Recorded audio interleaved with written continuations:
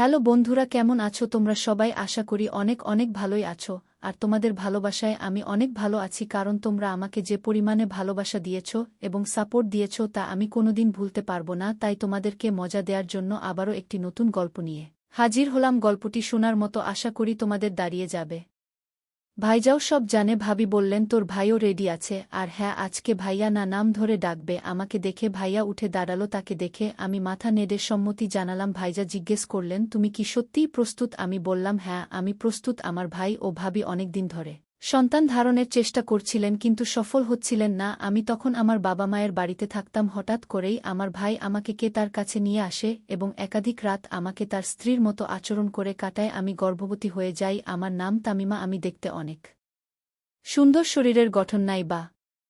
বললাম ছেলেরা আমাকে একবার দেখলে চোখ ফেরাতে চায় না। মনে হতো তারা আমাকে কিছু বলতে চায় কিন্তু তাদের সাহস হয় নাই কখনো। আমার গল্পগুলো তোমরা শুনো কিন্তু সাবস্ক্রাইব করো না দয়া করে। গল্পগুলো ভালো লাগলে ভিডিওটি লাইক, শেয়ার এবং চ্যানেলটি সাবস্ক্রাইব করো প্লিজ। আমার বিয়ে 1 বছরও টিকেনি এবং সেই দুর্বলতার সুযোগ নিয়ে আমার মায়ের বাড়িতে থাকা আমার জন্য কষ্টের হয়ে উঠেছিল। আমার মা বাবা ও ভাইয়ের ঠাট্টা বিদ্রূপ দিন দিন বেড়ে যাচ্ছিল। তারা মনে করত যে আমি বাড়িতে থাকলে আমার ভাই আবার বিয়ে করতে পারবে না। আমার অসহযোগিতার কারণে আমি তাদের কথা শুনতাম, কারণ আমি আমার ইচ্ছামত প্রেমে করে বিয়ে করেছিলাম যা 1 বছরও টিকেনি। আমার মামাতো ভাই জানত যে তার চাচা ও খালা কতটা নিষ্ঠুর স্বভাবের। সে আমাকে বলল আপু তুমি আমাদের বাসায় এসো, এখানে তুমি শান্তি পাবে। আমার জীবন অনেক চেষ্টার পরেও স্বাভাবিক রাখতে পারিনি, কারণ তার পরিবারের সদস্যরা আমার সম্পর্কে ভুল ধারণা পোষণ করেছিল। আমি 2-6 বছর বয়সে বিয়ে করেছিলাম এবং 2-7 বছর বয়সে ডিভোর্স পেয়েছিলাম। সেই দিনগুলোর কথা বারবার মনে করতে চাইতাম না। তাই যখন সুনীল ভাইজা আমাকে তার বাড়িতে আসার জন্য আমন্ত্রণ জানালো, আমি সেই রাতেই সিদ্ধান্ত নিলাম যে আমি আর আমার বাবা মায়ের বাড়িতে থাকব না। আমার জিনিসপত্র গুছিয়ে বাসের চেপে রওনা দিলাম, কারণ আমার বাবা মাও চেয়েছিল আমি যেন বাড়িতে না থাকি। সুনীল ভাইয়ারের সঙ্গে আমার ছোটবেলার বন্ধুত্ব ছিল। সে এমন একজন যাকে আমি ভাই বলে ডাকতাম। তার কোনো সন্তান ছিল না আর সে আমাকে খুব খুশি মনে স্বাগত জানালো সুনীলের বাড়িতে। আমি কোনো অবজ্ঞার সম্মুখীন হইনি। সে আমার প্রযোজনের দিকে খুব যত্ন নিয়েছিল। সেই খুশির পরিবেশে আমি 6 দিন কাটালাম। সুনীল এবং তার স্ত্রীর মধ্যে একবারও কোনো ঝগড়া দেখিনি, কিন্তু আমার কারণে তাদের মধ্যে যেন কোনো সমস্যা না হয় তাই আমি সুনীলকে বললাম যে এখন আমাকে বিদায় নিতে হবে, হয়তো আমার উপস্থিতির কারণে তোমরা নিজেদের সময় পাচ্ছ না। সুনীল উত্তরে বলল এখন সময় পেয়ে আর কি লাভ। আমি বুঝলাম কিছু একটা সমস্যা আছে তাদের মাঝে। আমাদের বিয়ের 8 বছর পূর্ণ হলো। সুনীল আমাকে তার বাড়িতে কয়েকদিন থাকার অনুরোধ করল। সেদিন রাতে যে রুমে আমি ছিলাম আমার রুমটা সুনীল ভাই এর রুমের পাশেই ছিল। আমি রুম থেকে বের হতেই সুনীল ভাইয়ার রুম থেকে কিছু আওয়াজ শুনতে পেলাম। মনে হচ্ছিল তার বউয়ের সাথে কথা বলছেন আর কিছু অদ্ভুত আওয়াজ আসছিল এত রাতে।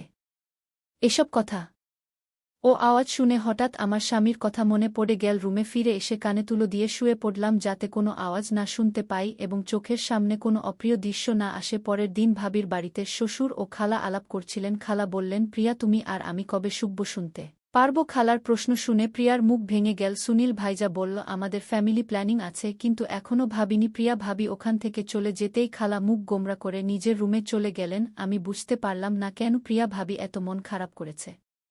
তাই আমি ওর রুমে গেলাম। তাকে কাঁদতে দেখে বললাম প্রিয়া তুই কাঁদছিস তোর খালার এই প্রশ্নে? সুনীল ভাই তো তাদের বলেছে যে তোমাদের ফ্যামিলি প্ল্যানিং আছে এবং তোমরা সবাই তা মেনে চলছো, এতে খারাপ লাগার বা কান্নাকাটি করার কিছু নেই। তুমি এখন শহরে থাকো, তোমার চিন্তাচেতনা অনেক উন্নত। আজকাল সন্তান জন্ম দেওয়া এত সহজ নয় এবং খরচও অনেক বেড়ে গেছে। হয়তো সময় বুঝে ভাইজা বাচ্চা নিবে, এতে টেনশনের কি আছে? আমি কথা বলতে বলতে হঠাৎ প্রিয়া আমার কাঁধে মাথা রেখে জোরে জোরে কাঁদতে লাগলো। তার কান্নার কারণ জানতে চেয়ে আমি তাকে সান্ত্বনা দিয়ে বললাম প্রিয়া ভাবি তোমার কান্নার কারণ নিশ্চয়ই অন্য কিছু। তুমি আমাকে তোমার বন্ধু ভেবে সব বলতে পারো। প্রিয়া ভাবি তখন বলল তুমি যখন আমাকে বন্ধু ভেবে প্রশ্ন করেছ আমি তোমাকে সত্য কথা বলবো, কিন্তু এটা শোনার পর তুমি আমাকে ভাবির মতো নয় বন্ধুর মতো আচরণ করবে। আমি প্রিয়াকে প্রতিশ্রুতি দিলাম যে আমি তাকে বন্ধুর মতোই আচরণ করব। তখন প্রিয়া বলতে শুরু করল আমাদের কোনো পরিবার পরিকল্পনা নেই। সত্যি বলতে আমি মা হতে পারবো না, আমার মধ্যে একটা ত্রুটি আছে। আমি প্রিয়াকে বোঝালাম এত টেনশন নেওয়ার কি দরকার, মানসিক চাপ কমাও, ঈশ্বর চাইলে সব ঠিক হয়ে যাবে। যদি মা বাবা হওয়ার ইচ্ছা থাকে তাহলে এতিমখানা থেকে একটি শিশুকে দত্তক নিতে পারো, এতে তুমি মাতৃত্বের স্বাদ পাবে এবং সেই শিশুটিও ভালো থাকবে। প্রিয়া বলল আমাদের যদি সন্তান দত্তক নিতে হতো তাহলে আমাদের বিয়ে হয়ে যেত অনেক আগেই, কিন্তু সুনীল আর আমি শুধু আমাদের নিজেদের সন্তান চাই। আমার মধ্যে কি অভাব আছে সমাজে এটা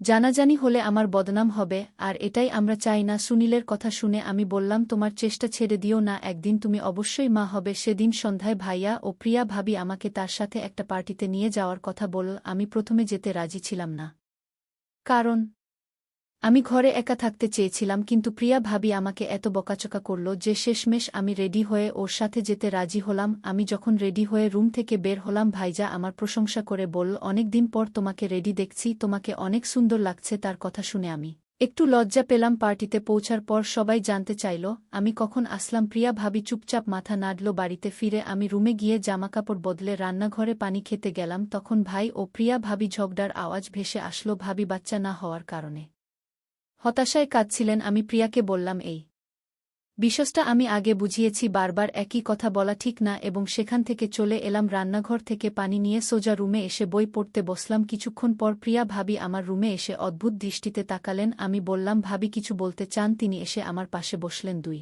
ঘণ্টা হয়ে গেছে আমরা পার্টি থেকে ফিরেছি, কিন্তু প্রিয়া ভাবি এখনও চেঞ্জ করেনি। সে আমার হাত ধরে বলল, তুমি আমার জন্য একটা কাজ করবে, আমার বন্ধুর মতো। সে আমাকে প্রতিশ্রুতি দিতে বলল যে আমি তাকে অস্বীকার করব না। আমি জানি সে আমার কাছ থেকে কি চাইবে, হয়তো সে আমাকে শপিং করতে বলবে, না হয় কিছু ব্যক্তিগত কথা শেয়ার করবে। আমি ভাবিকে বললাম, তুমি যা বলবে আমি করতে প্রস্তুত। তার কথা শুনে হেসে বললাম, হ্যাঁ, তুমি মা হয়ে যাবে। প্রিয়া ভাবি বলল, আমার কথা পুরোপুরি শোনো, আমি মা হতে চাই, কিন্তু তোমার মাধ্যমে। আমি বিস্মিত হয়ে জিজ্ঞেস করলাম, আমার মাধ্যমে মানে কি? প্রিয়া ভাবি বলল, তুমি কথা দিয়েছ, তাই প্রত্যাখ্যান করতে পারবে না। গত 8 বছর ধরে আমি মা হওয়ার জন্য আকুল হয়ে আছি। আমরা লাখ লাখ টাকা হাসপাতালে খরচ করেছি, আমি কত ইনজেকশন খেয়েছি। এখন আমি চাই তুমি সুনীলের সাথে কিছু রাত কাটাও, তাকে ভালোবাসো। তার কথা শুনে আমি হতবাক হয়ে গেলাম। ছোটবেলা যার সাথে খেলেছি, যাকে কাল পর্যন্ত ভাই বলে ডাকতাম, তার বউ আমাকে এভাবে বলছে। আমি বললাম, তুমি কি বুঝছো? তুমি কি বলছো? প্রিয়া ভাবি বল, হ্যাঁ, আমি ভেবে চিনতে বলেছি তোমাকে এই কাজ বিনা পয়সায় করতে হবে না। আমরা তোমাকে 4,000,000 টাকা এবং একটি বাড়ি দেব। তাদের প্রস্তাব শুনে আমি ভাবনায় পড়ে গেলাম। আমি জানতাম আমার নিজের বিউটি পার্লার খুলতে পারলে ভালো হতো। এই 4,000,000 টাকা দিয়ে আমি একটি ব্যয়বহুল প্রফেশনাল কোর্স করতে পারতাম এবং বল পার্লার খুলতে পারতাম। কিন্তু প্রিয়া ভাবি প্রস্তাব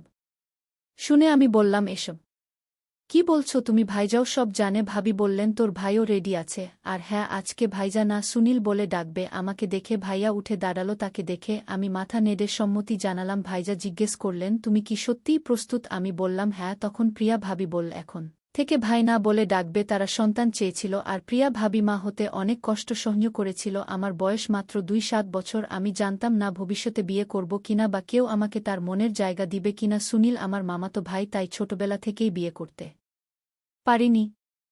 কিন্তু সব ভুলে আমি কাজ আর ন্যায্য পাওনা নিতে যাচ্ছিলাম, যাতে ভবিষ্যতে আর কারো সাহায্য নিতে না হয়। আমি 2 সিদ্ধান্ত নিয়েছিলাম। হঠাৎ বোনের গলা শোনা গেল, আমরা এখনই পার্টি থেকে ফিরেছি, তুমিও ক্লান্ত, আজ বিশ্রাম নাও, কাল থেকে শুরু হবে। আমি মাথা নেড়ে রুমে চলে গেলাম। রাতের খাবার খেয়ে পরের দিন আসলো। কিছুক্ষণ পর প্রিয়া ভাবি এসে বললেন, সুনীল কখনো অন্য মেয়ের দিকে তাকায় না, কিন্তু এখন সে যা করবে আমাদের জন্য করবে। তার হাতে একটা নাইট গাউন ছিল, যা অনেক সুন্দর আর আকর্ষণীয় ছিল। তিনি বললেন, তুমি এই পোশাক পরে সুনীলের রুমে যাও, সে তোমার দিকে আকৃষ্ট হবে। প্রিয়া ভাবি বললেন, মনে রেখো, এটা শুধু একটা চুক্তি, অন্য কোনো ভাবনা আনবে না। মনে মনে এই চুক্তি মনে রেখে আমি সুনীলের রুমে গেলাম, শুধু আমার ভবিষ্যতের কথা ভেবে। মাথা নেড়ে সুনীল ভাই এর ঘরে চলে গেলাম। সুনীল ভাই রুমে কোথাও দেখা যাচ্ছিল না। প্রিয়া ভাবি তাকে তার রুমে ডাকল। সে তখন বাথরুমে ছিল। প্রিয়া ভাবি বলল, তাতিমা রুমে এসেছে। সুনীল বলল, আমি ফ্রেশ হয়ে আসছি। প্রিয়া ভাবি বুঝতে পেরে বেরিয়ে গেল। আমি রুমের আলো নিভিয়ে দিলাম। সুনীল ভাইজা বাথরুম থেকে বেরিয়ে এসে আমার পাশে বসল।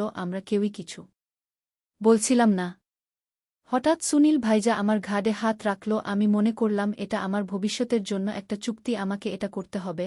আর আমি এক দম্পতিকে বাবা মা হওয়ার সাহায্য করছিলাম। মাত্র সুনীলের সাথে কাটানো রাতে পর আমি গর্ভাবস্থার উপসর্গ অনুভব করলাম। এখন আমি নিজেই ঘর অন্ধকার করে দিতাম। সুনীলও তাই চেয়েছিল। 1 মাস পর আমি মসলাদার খাবার খেতে লাগলাম। সুনীল আমাকে তার এক বন্ধুর চেকআপে নিয়ে গেল। অন্তঃসত্ত্বা হওয়ার খবর শুনে সুনীল ও প্রিয়া ভাবি মুখে খুশি দেখে আমিও খুশি হলাম। সুনীল আমার প্রতি অনেক বেশি যত্নশীল হয়ে উঠল। সুনীল ঋতুই উধাও হয়ে যেত, যদিও সে তার স্ত্রীর সন্তান হওয়ার অজুহাত দেখাত। গ্রামের কিছু মহিলা তার বুকে বন্ধ বলে ডাকতে শুরু করেছিল। আমি তাকে সাহায্য করতে চেয়েছিলাম। সুনীল অনেক আত্মীয় স্বজন এড়িয়ে চলত। অফিসে যাওয়ার সময় তাকে এড়িয়ে যেত এবং ঘরে তালা দেখে ফিরে যেত, যাতে প্রিয়া ভাবির পেট দেখা না যায় এবং কারো প্রশ্নের সম্মুখীন না হতে হয়। প্রিয় গল্পটা কেমন লাগলো জানাতে ভুলবে না। আরও মজার মজার রোমান্টিক গল্প শুনতে চাইলে ভিডিওটি লাইক শেয়ার এবং চ্যানেলটি সাবস্ক্রাইব করতে এবং বেল আইকনটি ক্লিক করতে ভুলবে না। ধন্যবাদ।